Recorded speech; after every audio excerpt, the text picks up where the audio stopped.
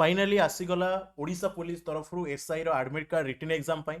तो आम पूरा step by step admit card को डाउनलोड करवा। वीडियो डिस्क्रिप्शन में आपको लिंक दिखाई से लिंक रे क्लिक कला परे आपण माने एई पेज को आसी जिवे। टिके सर्वर डाउन रही टिके नाकु आपण माने वेट करेंगे आपण मानकर लॉगिन हो देन तापर आपण माने आपनकर आईडी पासवर्ड देखि लॉगिन करेंगे।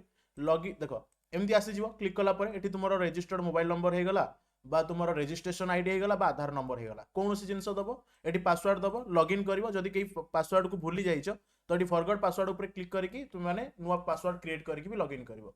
वन्स टाइम लॉगिन हो सारा पर तुम माने एई पेज को आसी जिवो। एटी देखियो लिखा है स्टार्ट व्यू एप्लिकेशन जोटा तुम एप्लिकेशन अप्लाई कला बेले ताकर डाउनलोड एटी देखंतु रही डाउनलोड हॉल टिकेट ता ऊपर क्लिक कले तुम तुमरो हॉल टिकेट को डाउनलोड करि परिवो।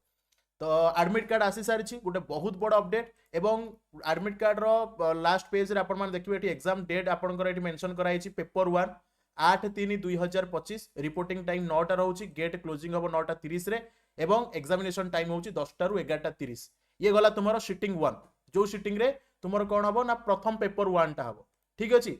देन तापर सेकंड सिटिंग हबो जोटा कि 8/3/2025 एवं रिपोर्टिंग टाइम रही 12:30 एवं गेट क्लोजिंग होउची गोटे। तो तार आपनकर एग्जामिनेशन टाइम रही 1:30 रु आपनकर 4:30 ये रोज पेपर 2 ये रहिबा आपनकर 8 तारिख और 9 तारिख रे जो पिला माने तीनटा जाक पई पोस्ट अप्लाई करछन तो सेमानकर फिजिक्स केमिस्ट्री रहिबो जोटा टेक्निकल पेपर रहउची सेटा आपनकर नेक्स्ट डे माने 9 तारिख रे रहिबो सकाळ 9टा हला आपनकर रिपोर्टिंग टाइम गेट क्लोजिंग हेजो 9:30 रे एग्जाम हबो 10टा रु गोटे। तो ये रहिची तुमरो कोन एग्जाम सिटिंग तीन दिन मतलब 3 थर आपनकर एग्जाम हबो 2 दिन रे एग्जाम हबो। प्रथम दिन जो माने नॉर्मल पेपर पे अप्लाई करछन जो माने कोथि पई आपनकर आर्म्ड एसआई गला एसआई हे गला आउ जेलर हे गला तो सेमानकर एग्जाम हैला 8 तारिख।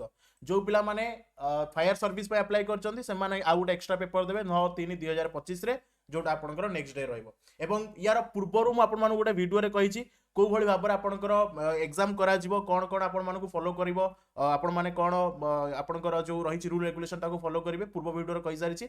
एठी मध्ये जनरल इंस्ट्रक्शंस रहिछि कैंडिडेट्स मानको पई आपन माने चाहिला को पढि परिबे बा पूर्व वीडियो रे मु आपन मानको कहि सारिछि कोन कोन इंपोर्टेंट डॉक्यूमेंट्स आपन मान नै कि जिवे कोन पेन नै कि जिवे को भली भाबर आपनकर एग्जाम करा जिवो ठीक अछि। तो आशा करछि वीडियो भल लागिथिबो लाइक शेयर करिवे चैनल नु आथिले सब्सक्राइब कर रखिवे। सबुठ बड़ इंपोर्टेंट कथा हला जो माने ए पर्यंत एसआई पई जो टेस्ट पेपर रही याकू जॉइन करना एबे प्राइस ड्रॉप हो जाइए 99 रुपीज रखा जाइए 15टा सेट आपनकर 13टा सेट दिखाई काली परदिन भितर आउ 2टा सेट मिल जिवो।